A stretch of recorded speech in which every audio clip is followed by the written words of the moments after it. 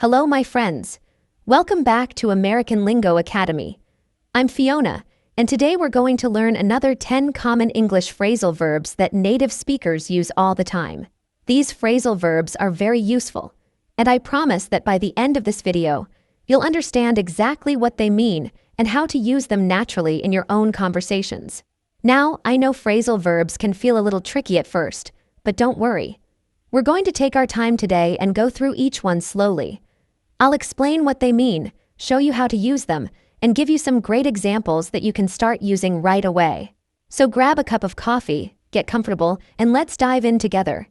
Number 1, back into. This phrasal verb means to move a vehicle backwards into a space or position. It's what you do when you're parking your car and you need to go in reverse. The meaning is pretty straightforward. You're backing your car into something, usually a parking space or your driveway. For example, I always back into my driveway because it's easier to leave in the morning. Here's another one. Can you help me back into this tight parking spot? You might hear something like, she carefully backed into the garage so she wouldn't hit anything. Number 2, back off. This is a really common one that means to move away from someone or something, or to stop being aggressive or pushy about something. It's like telling someone to give you some space, either physically or emotionally. For example, hey, back off, you're standing too close to me. Here's another one. I told him to back off when he kept asking me personal questions. People often say, the dog will back off if you just ignore it and don't make eye contact. Number 3, back out.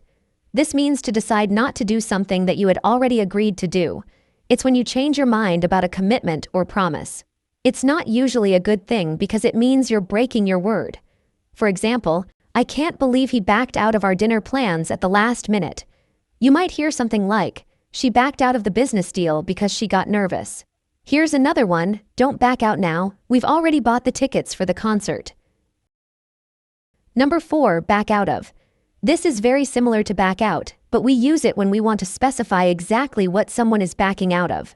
It means to withdraw from an agreement, commitment, or situation that you had previously agreed to participate in. For example, they backed out of buying the house after the inspection revealed problems. Here's another one, I hope you don't back out of the wedding, everything is already planned. People often say, he backed out of the job offer because he got a better opportunity somewhere else. Number 5, back up.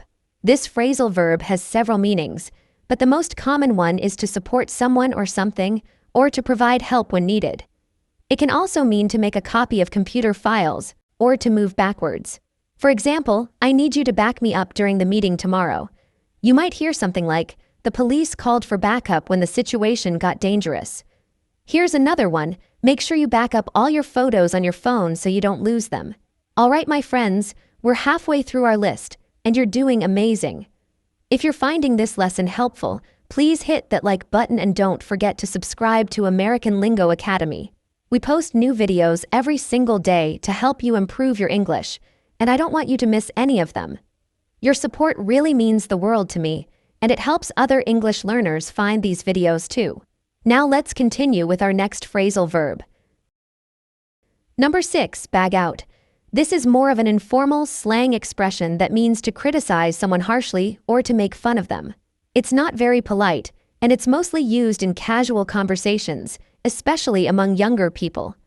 For example, stop bagging out my cooking, I'm still learning how to make pasta. Here's another one, the kids at school were bagging out his new haircut.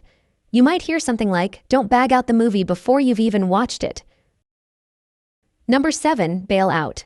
This phrasal verb means to help someone get out of a difficult situation, usually by giving them money or assistance.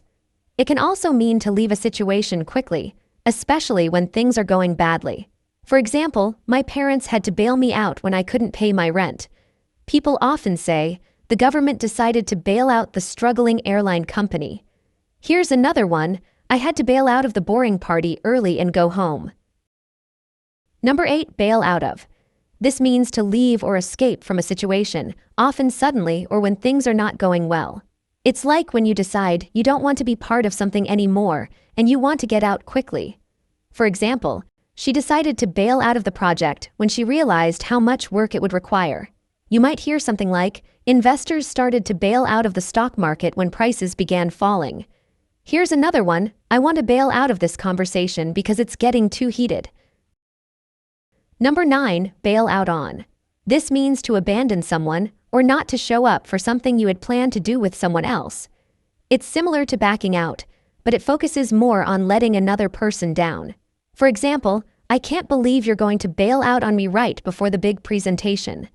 Here's another one. He always bails out on us when we make plans to go hiking. People often say, please don't bail out on me, I really need your help with this project. Number 10, bail up.